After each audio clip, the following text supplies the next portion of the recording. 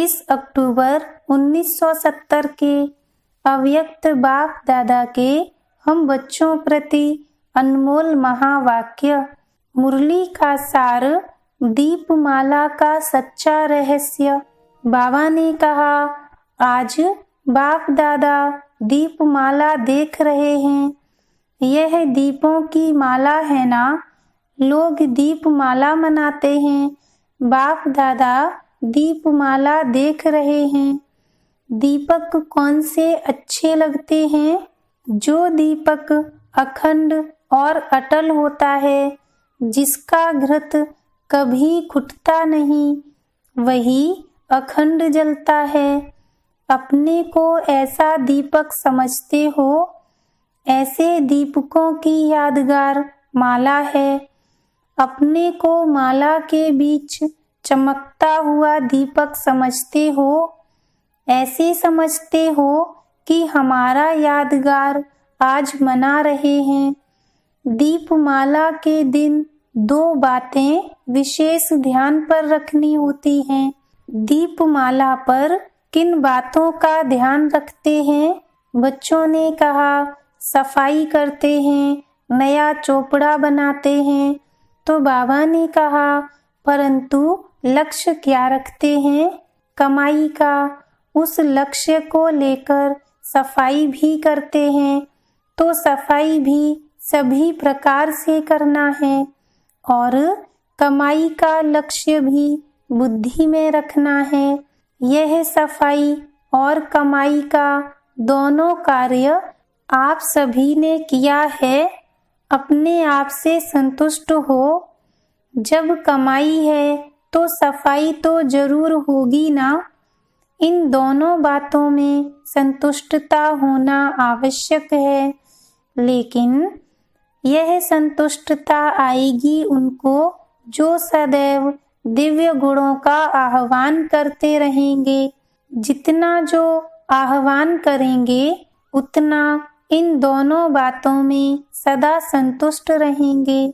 जितना जितना दिव्य गुणों का आह्वान करते जाएंगे, उतना अवगुण आहुति रूप में खत्म होते जाएंगे। फिर क्या होगा? नए संस्कारों के नए वस्त्र धारण करेंगे। अभी आत्मा ने नए संस्कारों रूपी नए वस्त्र धारण किए हैं कि कभी कभी पुराने वस्त्रों से प्रीत होने के कारण वह भी धारण करते हैं।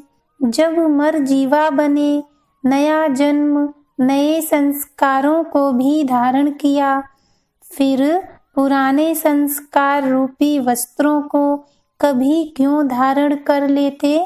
क्या पुराने वस्त्र अति प्रिय लगते हैं? जो चीज बाप को प्रिय नहीं, वह बच्चों को प्रिय क्यों? आज तक जो कमजोरी, कमियां, निर्बलता, कोमलता रही हुई है, वह सभी पुराने खाते आज से समाप्त करना। यही दीपमाला मनाना है।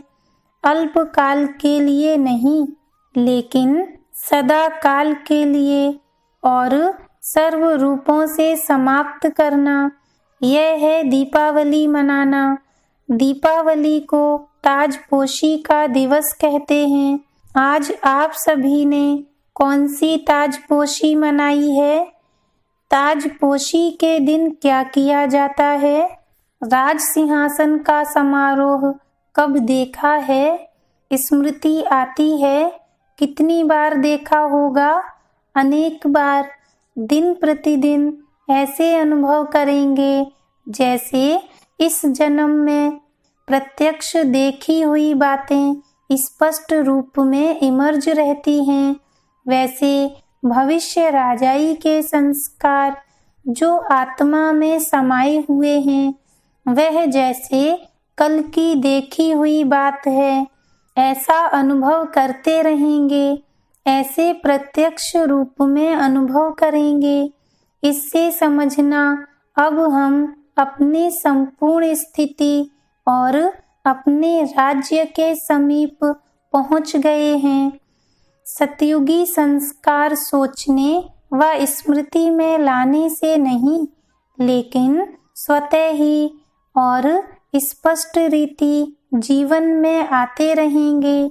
इस दुनिया में रहते हुए भी नैनों से सतयुगी नज़ारे दिखाई देंगे। न सिर्फ इतना, लेकिन अपना भविष्य स्वरूप जो धारण करना है वह भी आँखों के आगे बार बार स्पष्ट दिखाई देगा।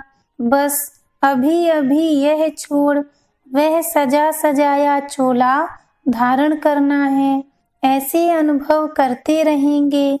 इस संगम युग पर ही सतयुगी स्वरूप का अनुभव करेंगे। पुरुषार्थ और प्रारब्ध दोनों रूपों से हर एक को प्रत्यक्ष करेंगे। तो आज दीपावली के दिन दिव्य गुणों का आह्वान करना है। अभी फिर भी मुख से निकलता है कि हाँ, कल्प पहले यह किया होगा, लेकिन पीछे यह शब्द बदल जाएंगे। इस कल्प की बात हो जाएगी। 5000 वर्ष की बात इतनी स्पष्ट स्मृति में आएगी जैसे कल की है। जैसे साइंस के साधन से दूर की चीज भी समीप और स्पष्ट दिखाई पड़ती है, जिसको दूरबीन कहते हैं। तो आपका तीसरा नेत्र कल्प पहले की बातें समीप और स्पष्ट देखेंगे व अनुभव करेंगे।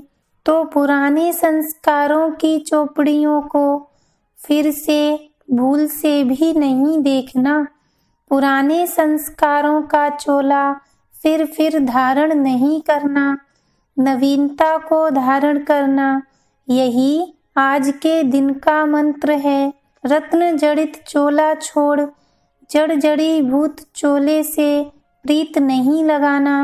सदैव बुद्धि में बाप दादा की स्मृति व निशाना और आने वाले राज्य के नज़ारे नैनों में और मुख में सदैव बाप दादा का नाम हो। इसको कहते हैं बाप दादा के अति स्नेही और समीप रत्न। सभी ने श्रेष्ठ और समीप रत्न बनने का दाव लगाया है, या जो भी मिले वह अच्छा। अगर इस बात में संतुष्ट रहे तो संपूर्ण नहीं बन सकेंगे। इसलिए सदैव यह दाव लगाओ कि हम विजयी और संपूर्ण बनकर ही दिखाएंगे। कमजोरी के शब्द समाप्त करेंगे, हो ही जाएगा, पुरुषार्थ कर रहे हैं, यह शब्द भी न निकले, करके ही दिखाएंगे, बनकर ही दिखाएंगे। यह है निश्चय बुद्धि विजयी रत्नों के बोल, और वह हैं कमानधारी बच्चों का बोल। बनना है स्वदर्शन चक्रधारी, लेकिन बन जाते हैं कमानधारी।